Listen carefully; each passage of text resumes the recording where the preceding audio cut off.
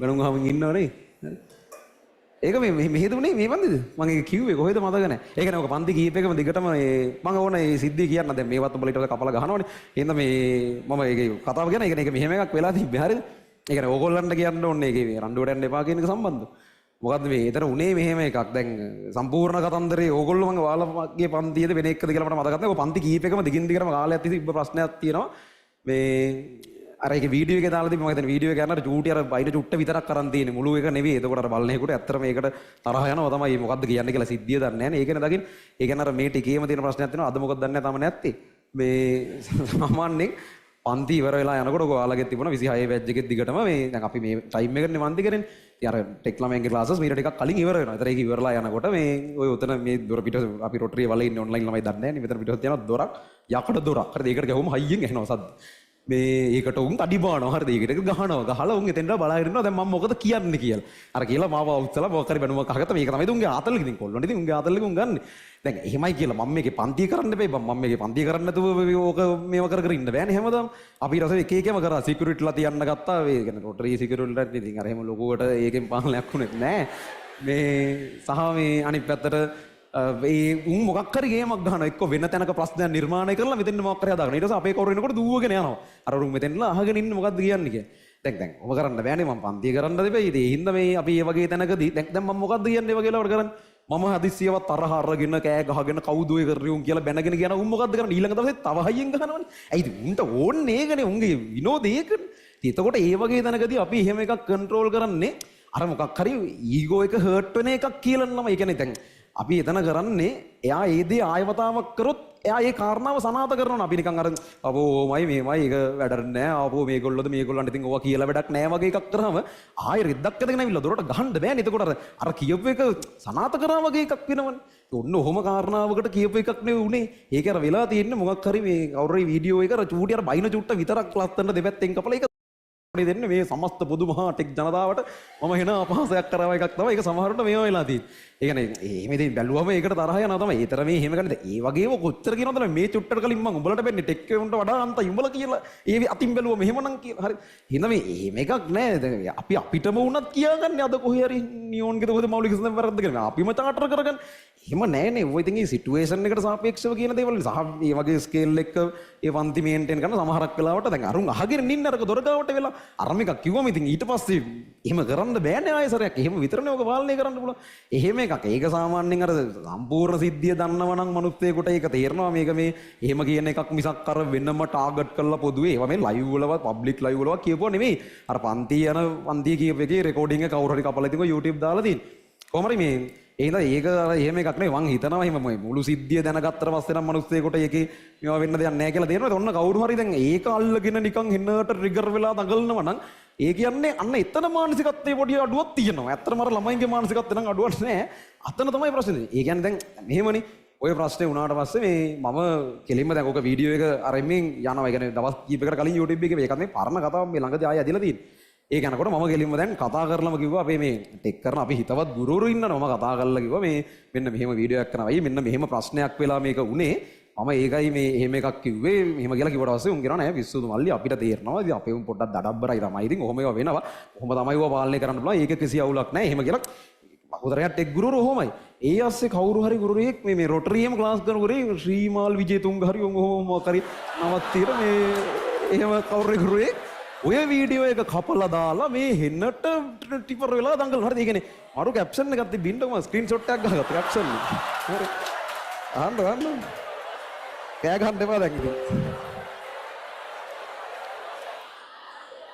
නෑ මම මේ කියන්නේ මේ විදිහේ ස්ක්‍රීන්ෂොට් එකේ කියලා තියෙන හරිද?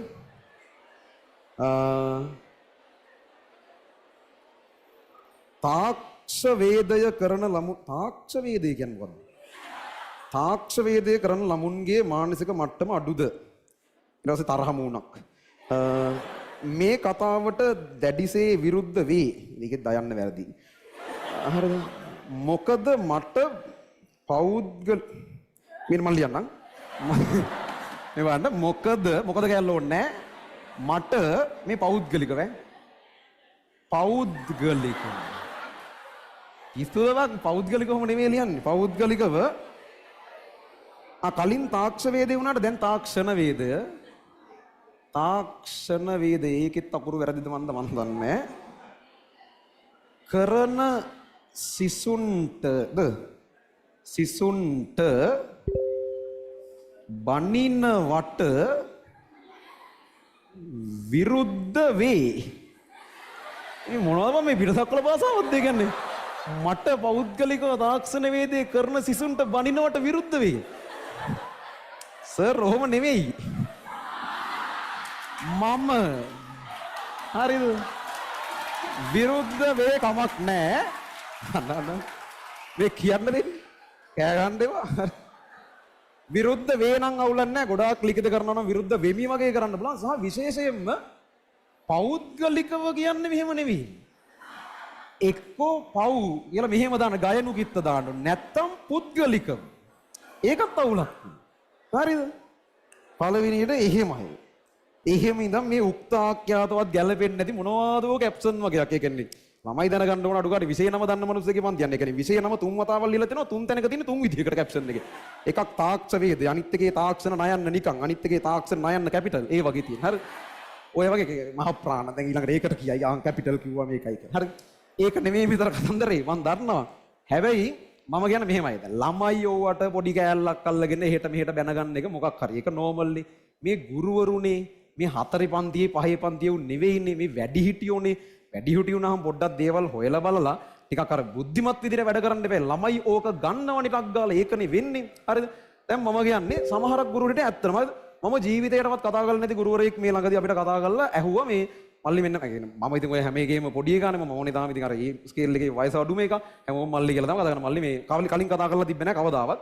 මෙන්න මෙහෙම වීඩියෝ එකක් දැක්කා. මේක ඇයි මෙහෙම එකක් කිව්වේ? මොකක් හරි සීන් එකක් වෙලාද කිව්වේ. ඒ කියන්නේ ඒගොල්ලන්ට තේරෙනවා එහෙම එකක් කියනකොට මොකක් හරි මේකේ පසුබිම් කතාවක් ඇති. නිකන් ගොන්නු වගේ අර ඔහේ කියන මොකක් හරි චුට්ටක් අල්ලගෙන අන්න කිව්වා කියලා එහෙම දඟලන වෙනුවට මොකද්ද මේ කතාව කියලා හොයලා බලන්න එපෙයි. මේ පොඩි උන්ද නෑනේ වැඩි හිටියෝනේ.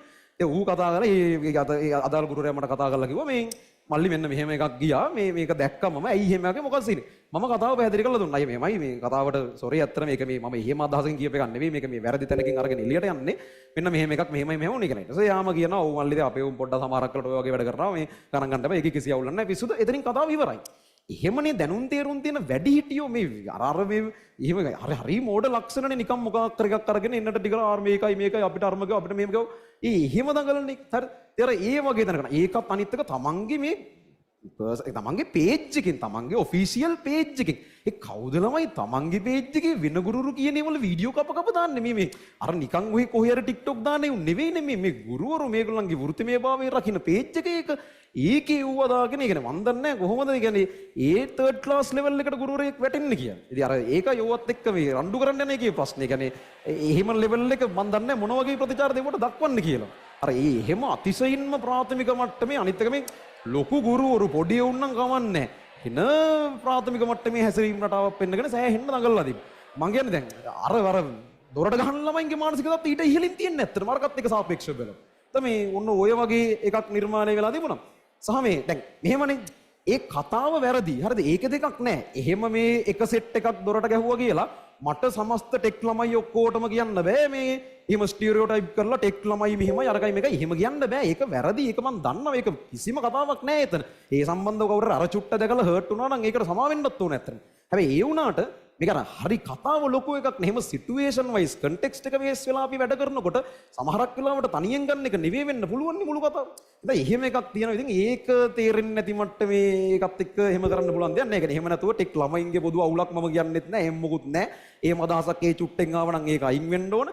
සහ ටෙක් ගුරුවරුන්ගේ පොදු අවුලකුත් නෑ. මේ තනි එකමනුත් එක්ක දෙන්නේ තව මම නම් අහලවත් නැතිව වගේකුත් හිටියා. උන්න වැඩක් නෑ. අර මොනත් මම අහලා තියෙනවා චුට්ටක් හරි. මේ යා ඒ වගේ මේ මිනිහෙක් දෙන්නේ කරන වෙන ප්‍රශ්නයක් නෑ. සහ සමහරක් ටෙක් ළමයි අර විදියට හැසිරෙනවා නම් ඒකට හේතුවක් දැම්මට පැහැදිලි. ඇයි බං මේ වගේ මිනිස්සුන්ගෙන් නම් ඉගෙන ගන්න ඔයිට හැමෝම බලාපොරොත්තු වෙන්නේ. හරිද? සාධාරණයි ඉතින් කිසි ප්‍රශ්නයක් නැහැ. ඒ නිසා මේ එහෙමයි කතාව. සහ මේ අනිත් එක මම ඕගොල්ලන්ට කියන්න ඕන එක.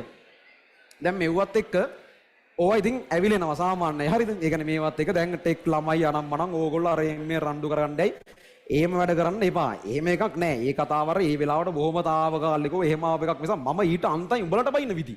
එව්ව එහෙම දන්නවනම් මල කියලා කියන්නේ ඕගොල්ලන්ගේ බැජ් එකට ලොකුවට කියවිලා නැතුවදී ඔය අර ඕගොල්ලෝ ඉතින් අර හින ගොන් වැඩ කරනකොට උඹලට ඊටාන්ත විදියට මම බයිනේ. ඒක ඉතින් ඒ අර ඒ තැනදී ඒක කන්ට්‍රෝල් කරගන්න කියන කාරණාවනේ. සහ ඔය මේ ගුරුවරයා ගැන මම චුට්ටක් හොයලා බලව කවුද කින්නවද අර එම්මියෙන් කියලා. එහෙම අර අපි තරඟ කරන්න තරම් වටින මිනිස්සෙක් නෙවෙයි ඇත්තටම.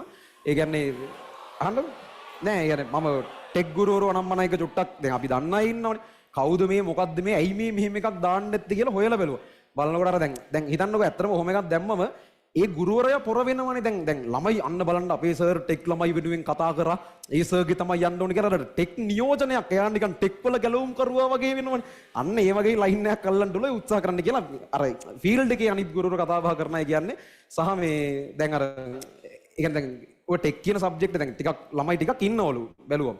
ඒතර ඒ කොහොමද ළමයි ප්‍රමාණයක් ඉන්නේ කියලා නිකන් කතා බහ කරාම ආපේක තමයි දැන් ටෙක් කියන සබ්ජෙක්ට් එක සාපේක්ෂව මේ ළඟදී පටන් ගත්ත විෂයක්. ඉතින් එතකොට මේ ඒකට එහෙම මුල් කාලේ ලොකුවට ගුරුවරු කවුරුත් ඉන්නේ නැහැ. ඉතින් එන එකාගේ යන්න වෙනවා. එහෙම කාලේ යන්න තියෙන. අර එහෙම මුලින්ම ස්ථාවර වෙච්ච ගුරුවරු කීප දෙනෙක් ඉන්නවා. ඉතින් අදටත් ඉතින් ළමයි ඒකම නෝ. එහෙම නැතුව ඒ කියන්නේ මට නිකන් ආරංචි ආපු විදිහට එහෙම කැම්පස් එහෙම නිල වශයෙන් කැම්පස් ගිහිල්ලවත් එහෙමවත් නෙවෙයි. ඒ කියන්නේ අර හෑන්ඩ් බිල් වල අර එම්ෙන් ගන්න යුනිවර්සිටි ඔෆ් මොරටුව ඉංජිනේරු පන්ති එහෙම අර ඒවා දැක්කම හිතෙන්නේ ඉංජිනේරින් ගියපු එකෙක් වෙන්නදි වගේ අදහසක් නෙන්නේ. ඒකත් බලාගෙන යනකොට මේ අර මොරටුවේ තියෙනවා එක්ස්ටර්නල් කරන්න පුළුවන් පාඨමාලාවක් ඩිප්ලෝමා එකක් තියෙනවා NDT කියලා. අන්න එහෙම එකක්. ඒක NDT නරක නෑ. ඒක හොඳ එකක්. මේ නමුත් අර ඒක කෙලින් කියන්නේ නෑ. ඒතර බොරුත් නෙමෙයි. ඇත්ත මොරටුව කැම්පස් එකට ගිහින් තියෙනවා. අව ගියපියුන්ගේ තියෙව ගේ කොටක්. හරි. මේ ඒක කියන්නේ නෑ. ඒක බොරුත් නෙමෙයි. හැබැයි ඇත්තම කියන්නේත් නෑ. ඇත්තත් හංගලා යන්තම් චුට්ටක් ෂේප් වෙන්න වගේ ගහලා අර එහෙම පොඩි මේ වංචනික ලයින් එහෙම පොඩ්ඩක් යනවලු. ඉතින් මම මේ කියන කතාවල 100%ක් මේ අන්තිම හරිය මන් දන්නේ නෑ.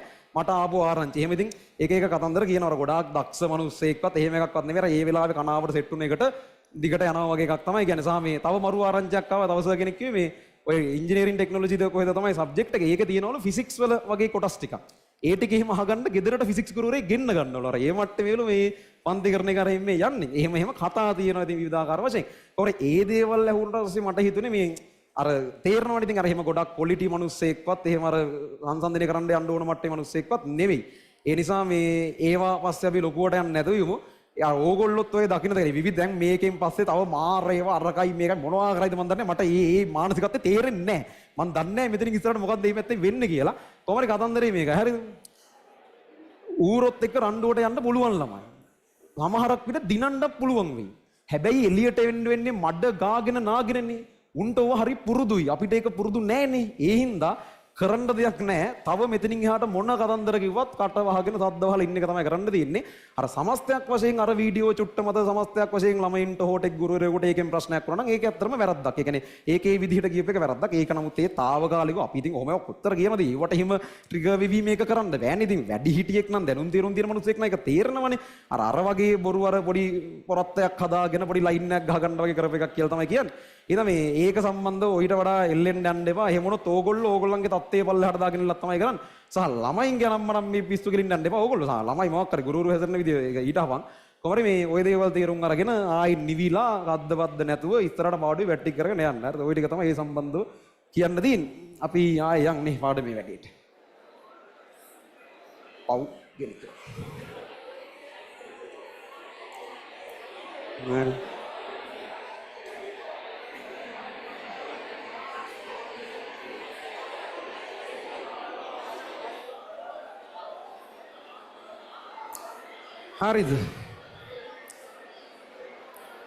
අපිට මෞල භාග ආශ්‍රිත තව එක ගානක් හදාගන්න chance එකක්